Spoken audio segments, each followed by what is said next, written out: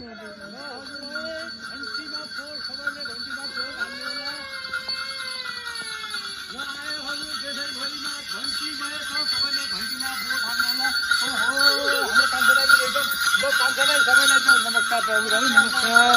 ल हेर्नुहोस् अब घन्टीको प्रचारमा आएको छौँ हामी।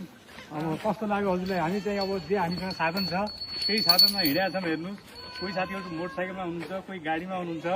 अब मसँग एक घोडा थियो, घोडामा हिँडेको थियो। त्यो भएर हामी घन्टीको चाहिँ घन्टीमा मत माग्दै हिँडेका छौँ।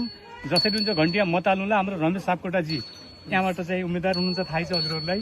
र घन्टीमा मत हालिदिनु होला भन्ने विनम्र हात जोडेर बिन्ती छ भन्ने भोट माग्दै आएको छु। ल के भन्नुहुन्छ, के भन्नु छ हजुरलाई? हस्, अहिले भन्नु केही छैन। ल एकचोटि घन्टी बजाइदिनु पर्यो खै त।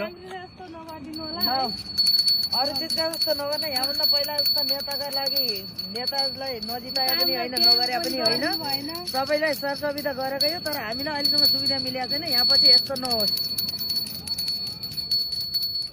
हुन्छ, ल धन्यवाद छ हजुरलाई। हजुर धन्यवाद। यति उयो गरिदियो मलाई। ल घन्टीलाई कसै गरी पनि नभुलिदिनु होला। हेर्नुहोस्, हामी गाउँभरि नै कसै प्रचारमा हिँडेका छौँ।